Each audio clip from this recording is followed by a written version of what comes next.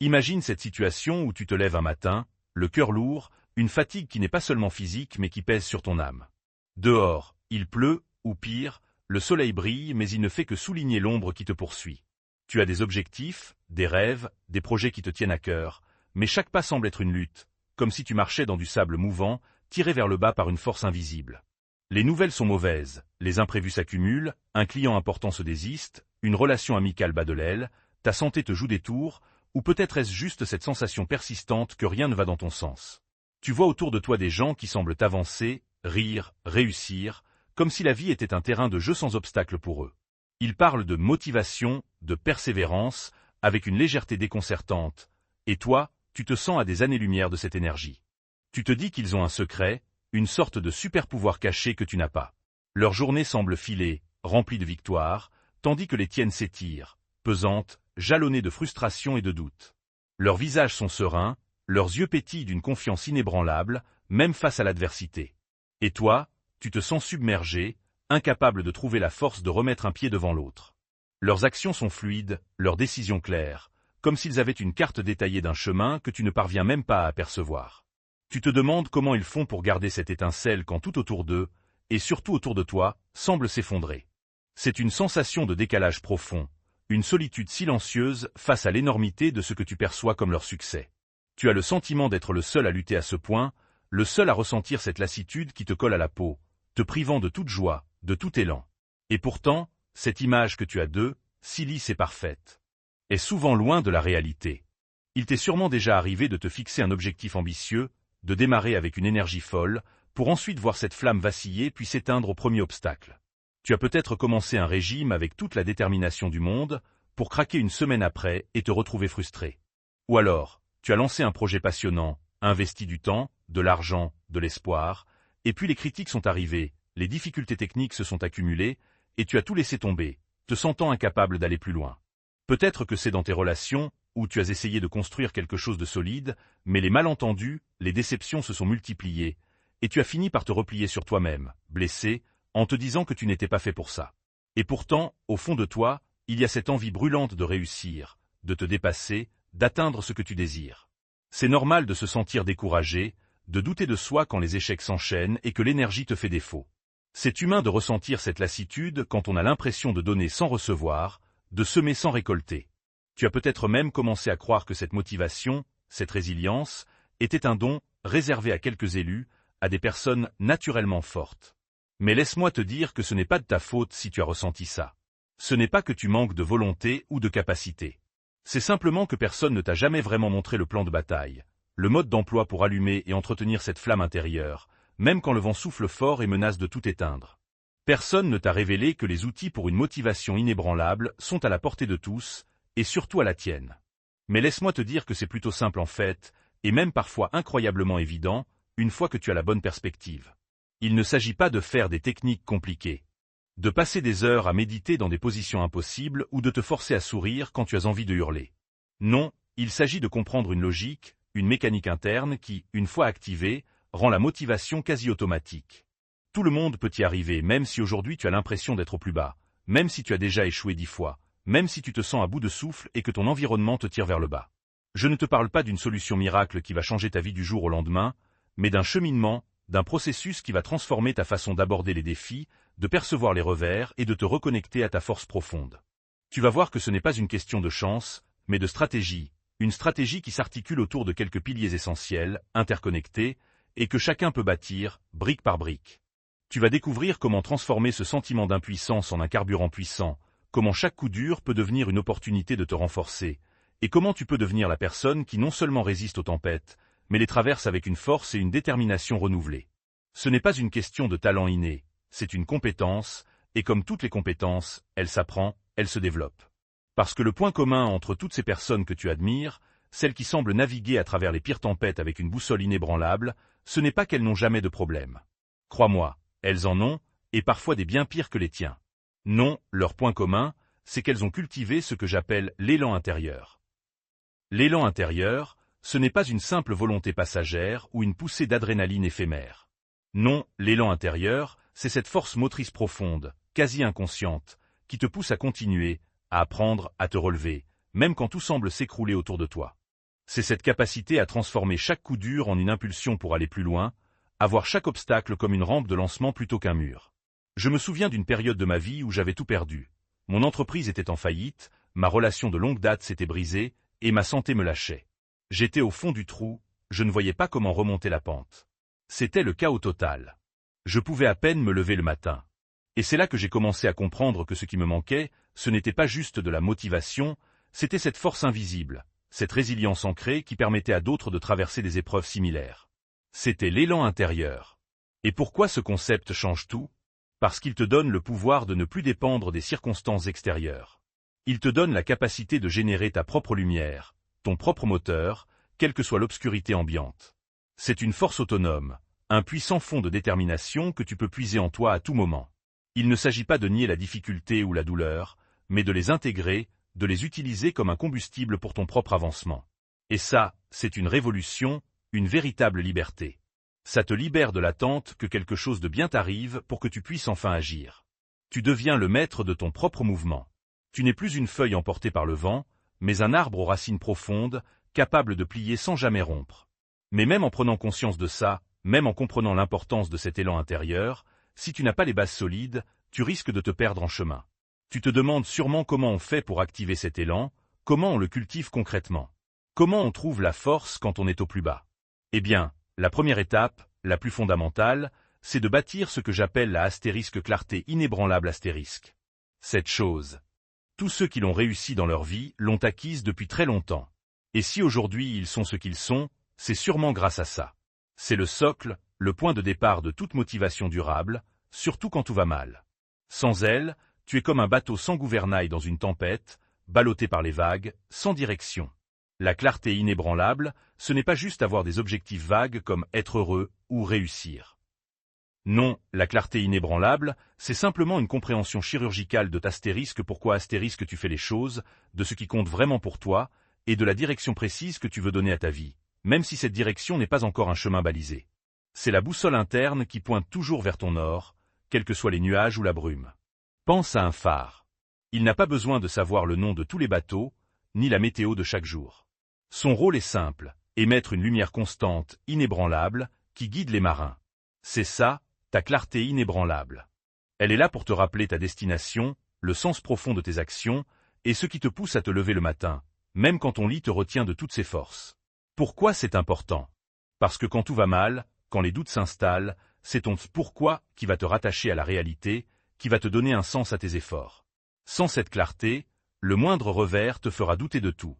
Ton cerveau, naturellement câblé pour la survie et le moindre effort, va chercher toutes les excuses pour t'arrêter. Mais avec une clarté inébranlable, ton pourquoi devient plus fort que tes peurs, plus puissant que les obstacles, plus grand que la douleur passagère. C'est une ancre mentale qui te maintient ferme face au vent contraire. C'est ce qui transforme un simple effort en une mission, une tâche en un pas vers ta vision ultime. Ce que j'entends par là, c'est que la plupart des gens font des erreurs fondamentales avec leur « pourquoi ». Ce n'est pas de leur faute, on ne leur a juste jamais appris. La première erreur, c'est de baser leur motivation sur des résultats externes ou sur l'approbation des autres. Ils veulent devenir riches pour impressionner, maigrir pour plaire, ou réussir pour prouver quelque chose à leurs parents. Mais ces motivations sont fragiles. Elles dépendent d'éléments extérieurs que tu ne contrôles pas, et elles s'effondrent dès que les premiers vents contraires arrivent.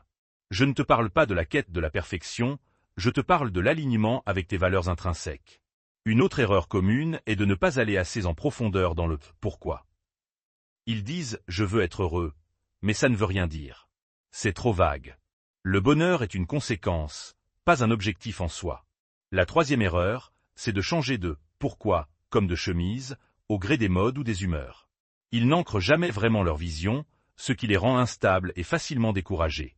Je ne te parle pas d'une fixation rigide, je te parle d'une étoile polaire, d'un cap immuable.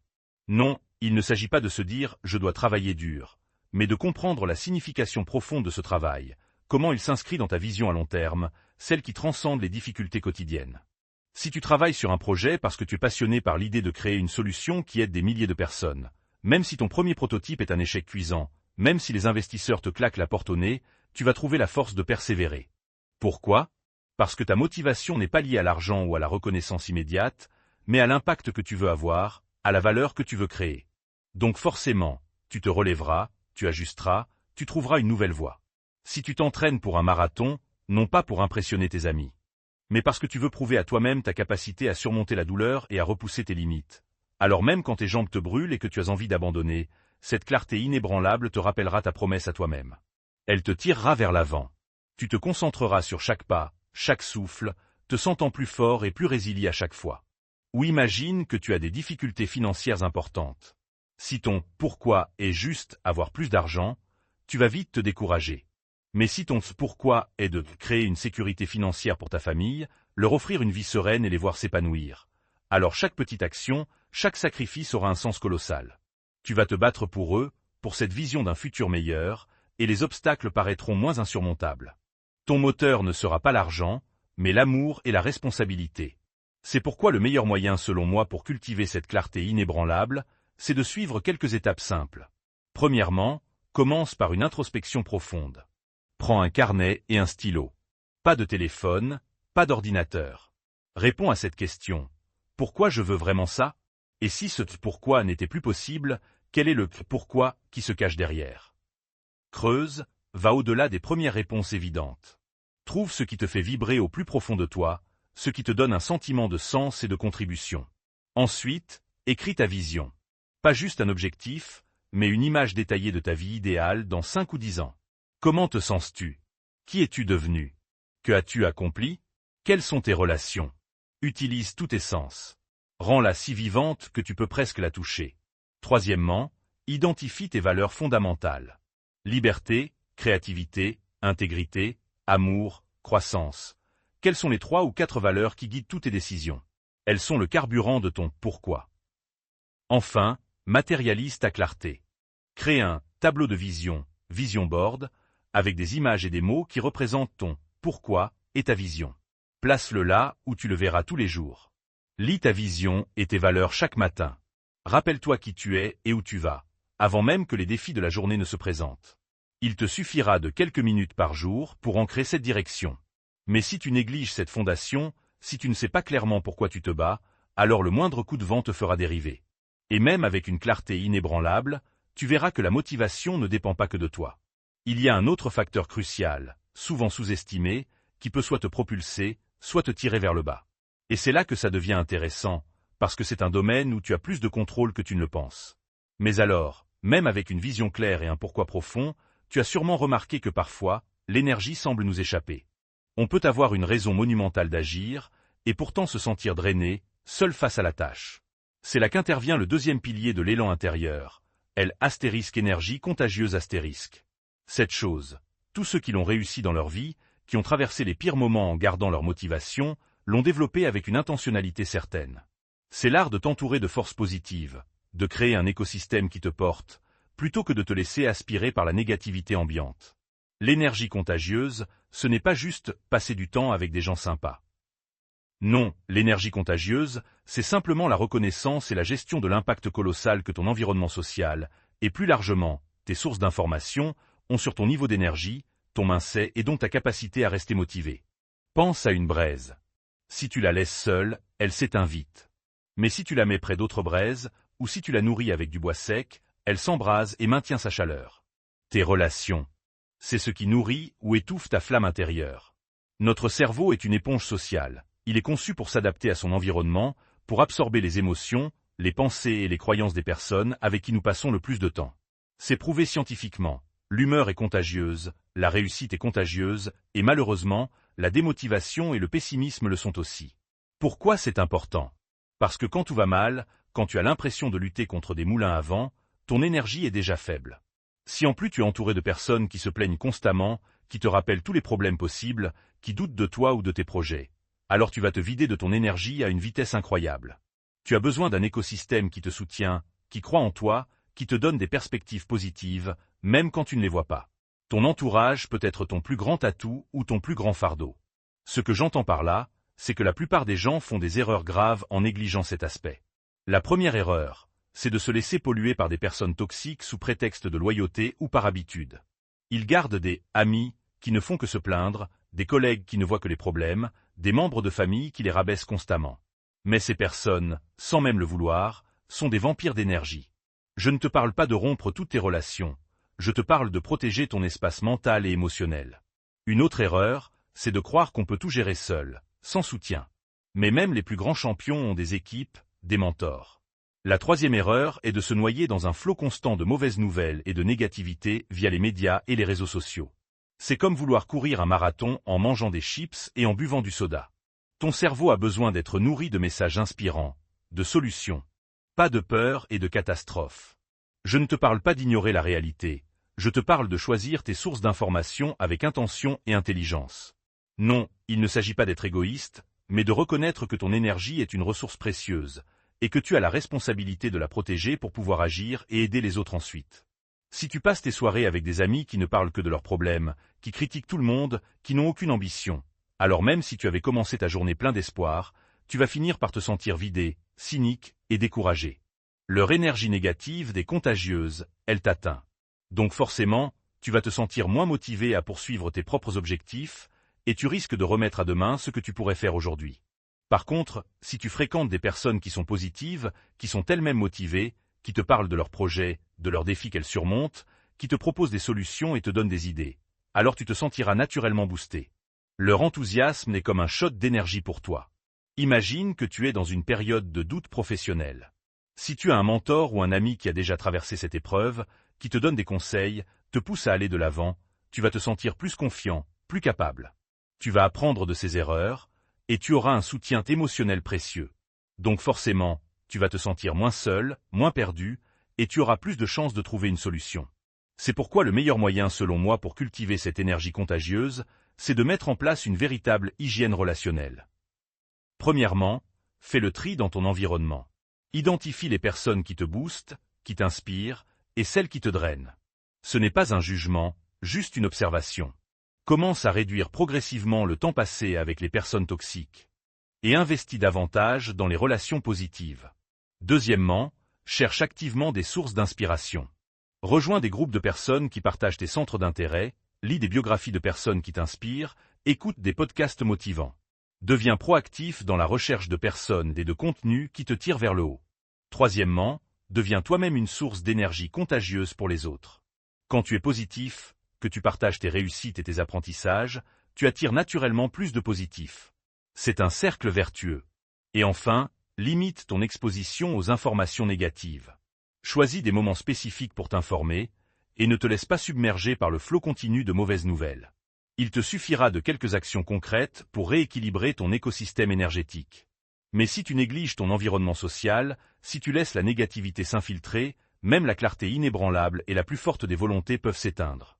Et même avec un entourage stimulant, la motivation ne se maintient pas sans une structure quotidienne. Car au final, c'est dans nos actions répétées que se forge notre réalité, surtout quand la motivation est au plus bas. Et c'est là que réside la force tranquille du prochain pilier. Mais même en ayant une clarté inébranlable et une énergie contagieuse autour de toi, tu as sûrement déjà ressenti que parfois, l'élan ne suffit pas. On sait ce qu'on veut, on est bien entouré, et pourtant, on ne passe pas à l'action. Ou alors, on commence, et on arrête. Tu te demandes comment transformer ces grandes intentions en réalité concrète, surtout quand tout va mal et que l'énergie est à plat? C'est là qu'intervient le troisième pilier de l'élan intérieur, la astérisque dynamique de l'action minimum astérisque. Cette chose, tous ceux qui l'ont réussi dans leur vie, qui ont construit des empires ou simplement transformé leur quotidien, l'ont intégré comme un réflexe vital. C'est la clé pour maintenir le mouvement, même quand tu as juste envie de rester sous la couette. La dynamique de l'action minimum, ce n'est pas juste faire de petites choses. Non, la dynamique de l'action minimum, c'est simplement la stratégie consciente de décomposer chaque objectif, même le plus intimidant, en des micro-actions si ridicules et si faciles à réaliser qu'il est impossible de dire non à leur exécution. Pense à une roue lourde. Au début, elle est incroyablement difficile à lancer. Mais une fois qu'elle a fait ne serait-ce qu'un petit tour, l'inertie commence à jouer en sa faveur. Chaque petite poussée devient plus facile. C'est ça, la dynamique de l'action minimum, créer l'inertie du mouvement. Pourquoi c'est important? Parce que quand tout va mal, ta réserve d'énergie mentale et émotionnelle est au plus bas. Les grands objectifs paraissent insurmontables, les premiers pas semblent trop difficiles. Ton cerveau est en mode survie, il cherche à économiser l'énergie. Si tu lui demandes de soulever une montagne, il va te dire « Non, je ne peux pas ». Mais si tu lui demandes de ramasser un petit caillou, il va accepter. Chaque micro-action, même insignifiante en apparence, crée une petite victoire. Une petite victoire libère de la dopamine, l'hormone du plaisir et de la motivation. Et cette dopamine crée un cercle vertueux. Plus tu as de petites victoires, plus tu as envie d'en avoir d'autres, plus tu te sens capable, plus tu maintiens l'élan intérieur. C'est la force des micro-habitudes qui se construisent les unes sur les autres pour créer un mouvement imparable. Ce que j'entends par là, c'est que la plupart des gens font des erreurs classiques avec leurs habitudes et leur système. La première erreur, c'est de viser trop grand, trop vite. Ils veulent courir un marathon sans avoir jamais fait de jogging, ou écrire un livre en une semaine. Mais ces objectifs irréalistes mènent à la frustration et à l'abandon. Je ne te parle pas de manquer d'ambition, je te parle de découper l'ambition en bouchées digestes. Une autre erreur, c'est de se concentrer sur la motivation pour agir, au lieu de se concentrer sur la facilité d'action. Ils attendent d'être inspirés pour commencer, mais la motivation vient souvent après l'action, pas avant.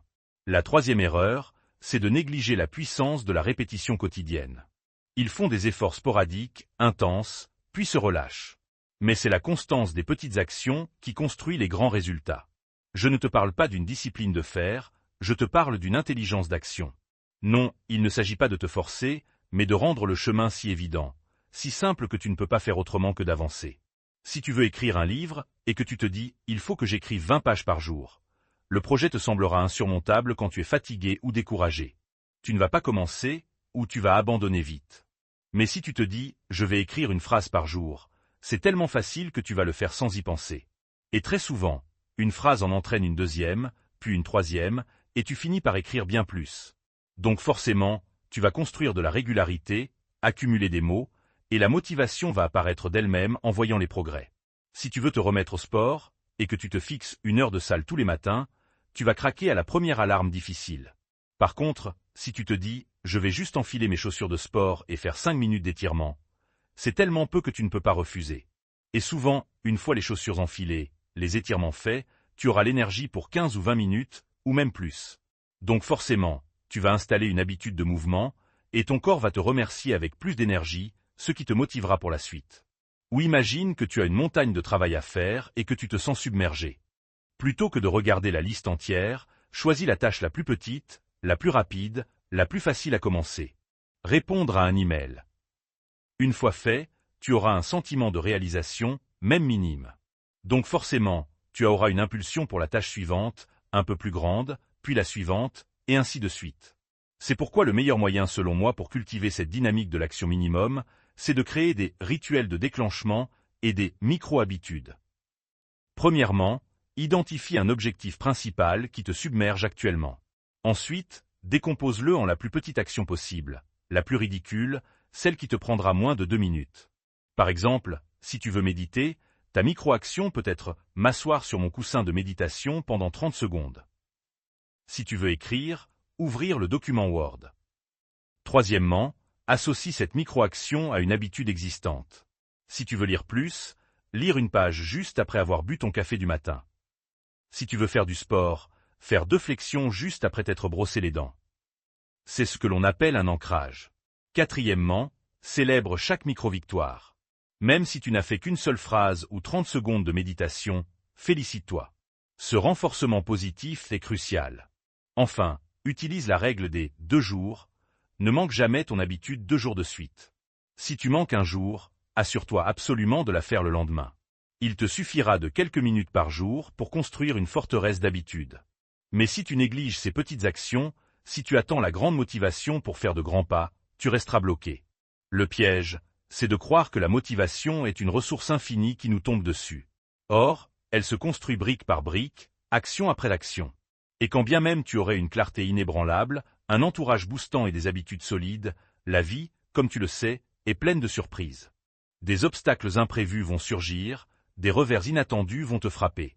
Et c'est là que l'élan intérieur va être vraiment mis à l'épreuve. Mais même avec une clarté inébranlable, une énergie contagieuse et une dynamique de l'action minimum bien en place, tu as sûrement déjà fait l'expérience que la vie n'est pas un long fleuve tranquille.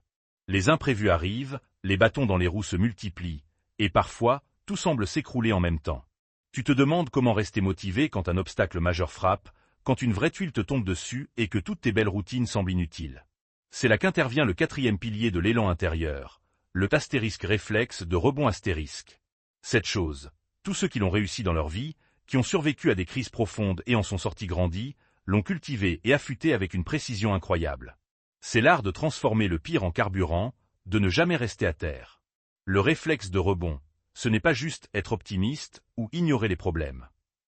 Non, le réflexe de rebond, c'est simplement la capacité instinctive à transformer chaque revers, chaque échec, chaque coup dur en une source d'informations précieuses et en une opportunité de réajuster sa trajectoire, de se renforcer et de trouver une voie encore meilleure. Pense à un judoka. Quand son adversaire le projette au sol, il ne panique pas. Il utilise l'énergie de la chute pour se relever, pour se repositionner, et souvent, pour contre-attaquer avec encore plus de force. C'est ça, le réflexe de rebond, ne jamais subir, toujours apprendre et rebondir. Pourquoi c'est important? Parce que la vie est imprévisible. Les obstacles ne sont pas des exceptions, ce sont des constantes. Si tu laisses chaque échec te démotiver, te stopper net, alors tu ne pourras jamais atteindre tes objectifs. Ta motivation sera à la merci des événements extérieurs. Mais avec un réflexe de rebond, tu transformes chaque problème en un puzzle à résoudre, chaque revers en une leçon à apprendre. Ton cerveau, au lieu de voir une menace, voit un défi. Ça change tout, parce que tu ne gaspilles plus ton énergie à te lamenter ou à te blâmer. Tu canalises cette énergie vers l'action, la recherche de solutions, la résilience. C'est le muscle mental qui te permet de plier sans jamais rompre, de changer de direction sans jamais perdre ton or. Ce que j'entends par là, c'est que la plupart des gens font des erreurs lourdes en matière de gestion des obstacles. La première erreur, c'est de prendre les échecs personnellement, de les voir comme une preuve de leur incapacité ou de leur manque de valeur. Ils se disent « je suis nul, je n'y arriverai jamais », ce qui détruit leur confiance et leur motivation. Je ne te parle pas d'être insensible, je te parle de dissocier ton identité de tes résultats. Une autre erreur, c'est de rester bloqué dans l'analyse de ce qui a mal tourné, de ruminer le passé sans passer à l'action. Ils passent des heures à rejouer le scénario dans leur tête, mais ne font rien pour changer la situation. La troisième erreur, c'est d'abandonner à la première difficulté majeure, pensant que c'est un signe que ce n'était pas fait pour eux. Mais la persévérance est la clé de toute réussite. Je ne te parle pas de s'entêter bêtement, je te parle d'une persévérance intelligente, adaptable. Non, il ne s'agit pas de nier la douleur ou la déception, mais de les utiliser comme un tremplin, comme un signal pour ajuster ta stratégie, pas pour abandonner ta mission. Si tu lances une entreprise, et que ton premier produit ne se vend pas du tout, tu pourrais être anéanti et tout arrêter. Tu pourrais te dire, je ne suis pas fait pour l'entrepreneuriat. Mais avec un réflexe de rebond, tu vas te poser la question, qu'est-ce que j'ai appris? Pourquoi ça n'a pas marché? Qu'est-ce que je peux changer pour la prochaine fois? Tu vas analyser les retours, adapter ton offre, tester une nouvelle approche. Donc forcément, tu vas transformer cet échec en une phase d'apprentissage, et tu reviendras plus fort, plus malin, avec un produit plus adapté. Si tu es en pleine recherche d'emploi et que tu essuies refus sur refus après des entretiens, tu pourrais te sentir découragé et perdre toute motivation. Mais au lieu de te morfondre, tu vas contacter les recruteurs pour demander un feedback, tu vas réévaluer tes compétences, peaufiner ton CV et ta lettre de motivation. Tu vas peut-être même explorer d'autres secteurs d'activité ou formation. Donc forcément, chaque refus devient une opportunité d'améliorer ta candidature, et tu augmentes tes chances de trouver l'emploi qui te correspond vraiment. Imagine une relation amoureuse qui se termine brusquement, te laissant blessé et seul. Au lieu de te fermer et de te dire que tu n'auras plus jamais confiance, tu vas te concentrer sur ce que tu as appris sur toi-même, sur tes besoins, sur les dynamiques relationnelles. Tu vas prendre le temps de guérir, de te reconstruire, et tu vas te préparer à une relation future plus saine, en ayant une meilleure connaissance de toi-même et de ce que tu cherches.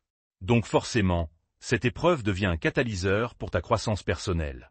C'est pourquoi le meilleur moyen selon moi pour développer ce réflexe de rebond, c'est de changer ta perspective face aux problèmes. Premièrement, adopte la mentalité du chercheur. Quand un problème survient, au lieu de te demander « pourquoi moi ?», demande-toi « qu'est-ce que ça m'apprend ? Quelle information cette situation me donne-t-elle ?» Deuxièmement, pratique la décharge émotionnelle rapide. Accorde-toi un temps limité, 5 à 10 minutes, pour ressentir pleinement la frustration, la colère, la tristesse. Mais après ce temps, c'est fini. Tu passes à l'action. Troisièmement, active la stratégie du petit pas suivant. Au lieu de chercher la solution parfaite et globale, demande-toi, quel est le plus petit pas que je peux faire astérisque maintenant astérisque pour avancer, même si c'est minuscule. Quatrièmement, entoure-toi de témoins de résilience. Ce sont des personnes qui ont traversé des épreuves similaires et s'en sont sorties grandies. Leur exemple te donnera la preuve que c'est possible. Enfin, célèbre ta capacité à rebondir. Chaque fois que tu te relèves, même après une petite difficulté, reconnais ta force et ta persévérance. C'est ce qui ancre le réflexe.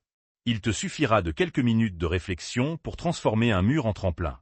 Mais si tu négliges la gestion de tes obstacles, si tu laisses la défaite te paralyser, alors la motivation la plus solide finira par s'effriter.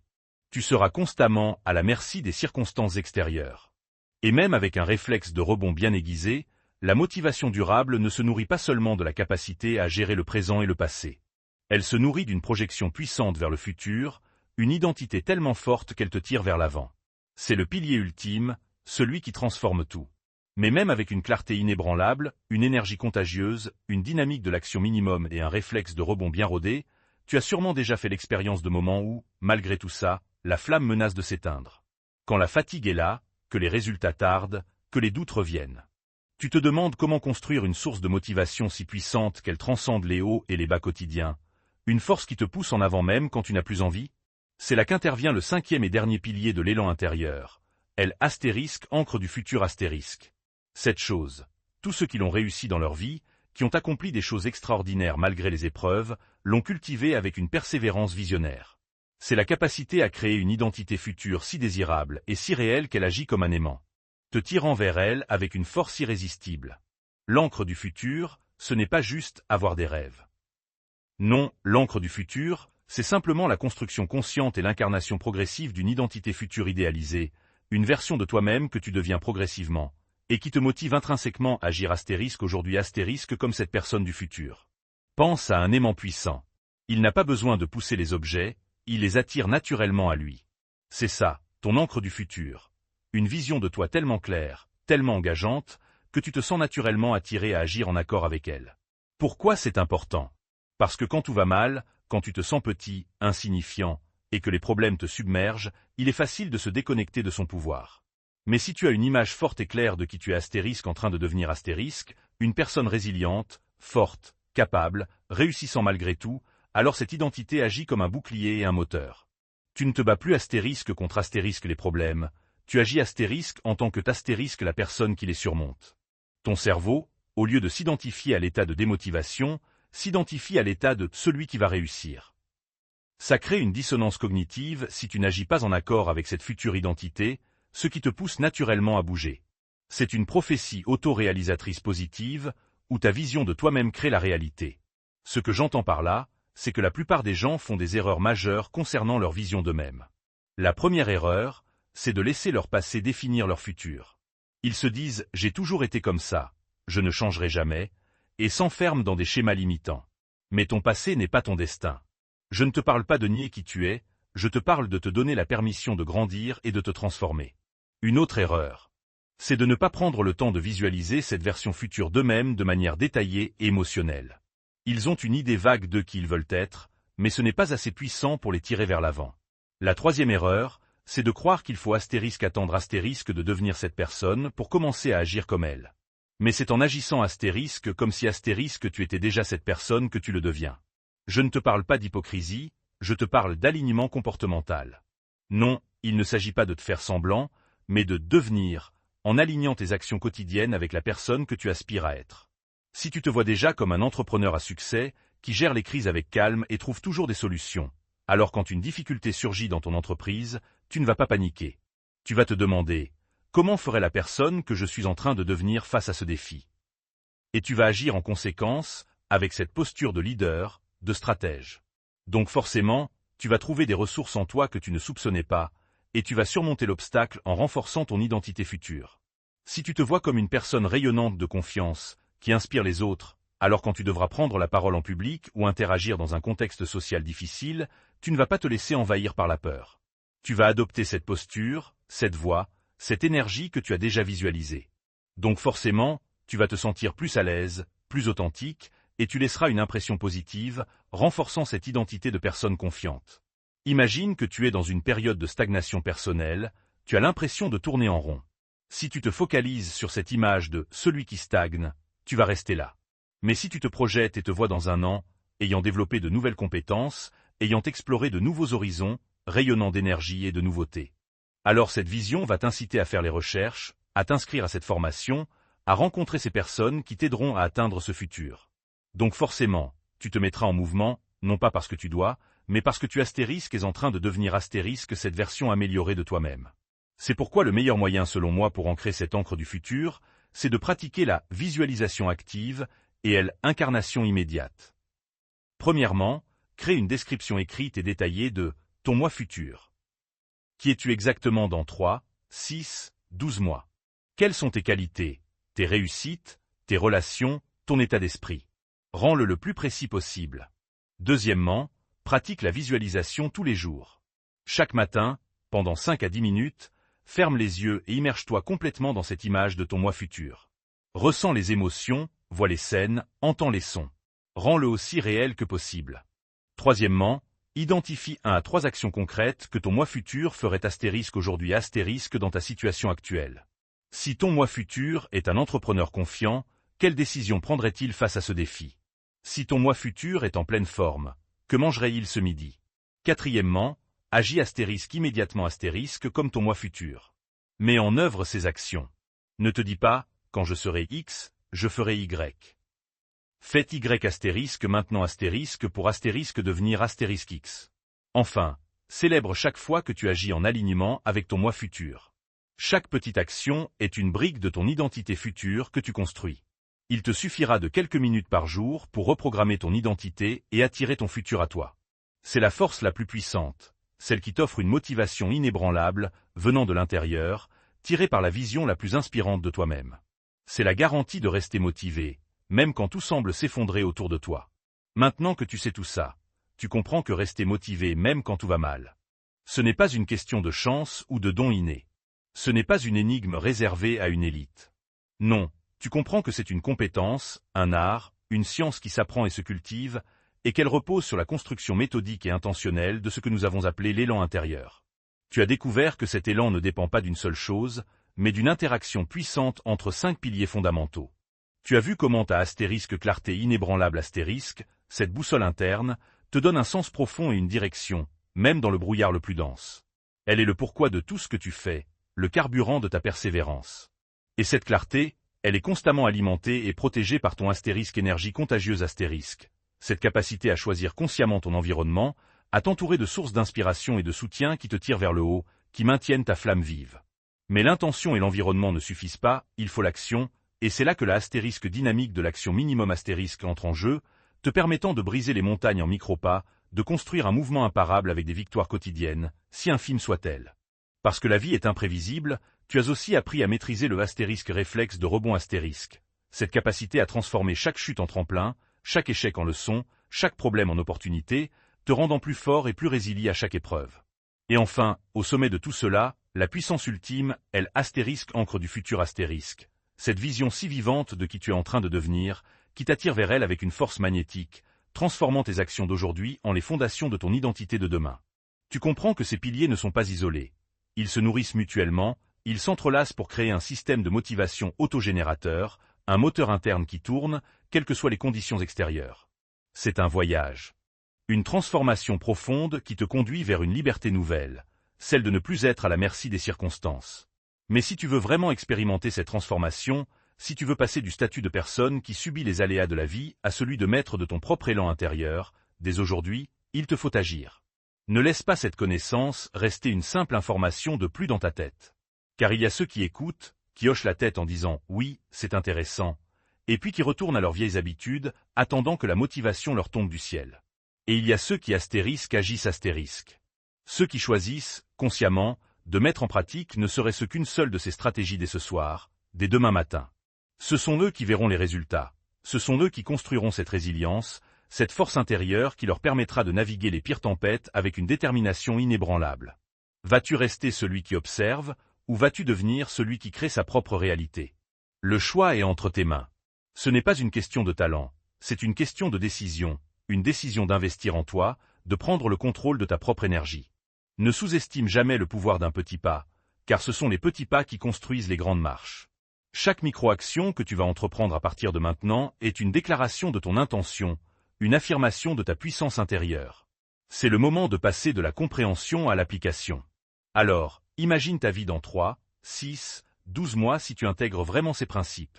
Dans 3 mois, tu vas commencer à sentir une énergie nouvelle. Les petits obstacles ne te sembleront plus insurmontables. Tu vas te relever plus vite des coups durs, et les doutes qui te rongeaient avant vont laisser place à une confiance grandissante en tes capacités. Tu seras surpris de la facilité avec laquelle tu enchaînes les petites actions. Et la progression de tes projets va devenir visible. Tu vas te sentir plus aligné, plus ancré, et ton entourage le remarquera aussi. Dans 6 mois, tu seras devenu une personne qui affronte les défis avec une sérénité nouvelle. Les revers feront partie du jeu, et tu auras développé une véritable boîte à outils pour les gérer, les transformer. Ton environnement social se sera naturellement assaini, attirant à toi des personnes qui te nourrissent et te portent. Tu vas voir comment ta vision à long terme devient de plus en plus claire, de plus en plus tangible, te tirant vers elle avec une force irrésistible. Tu vas te sentir fier de la personne que tu es en train de devenir, quelqu'un de fort, de résilient, de profondément motivé. Et dans 12 mois, tu seras transformé.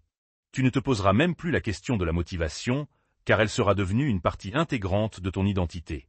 Tu auras construit une vie qui te ressemble, alignée avec tes valeurs profondes, tes objectifs ambitieux. Tu auras une influence positive sur ton entourage, devenant toi-même une source d'inspiration. Tu auras traversé des tempêtes, et tu en seras sorti plus fort, plus sage, plus libre. Tu seras cette personne que tu admirais au début de cette discussion, celle qui avance avec une détermination inébranlable, non pas parce qu'elle n'a pas de problème, mais parce qu'elle sait comment les utiliser pour se propulser. Ce respect de toi-même, cette fierté, cette liberté d'être qui tu es et de créer ce que tu veux, c'est ce qui t'attend. Le secret pour rester motivé même quand tout va mal n'est donc pas une formule magique complexe ou un état d'esprit réservé à quelques-uns.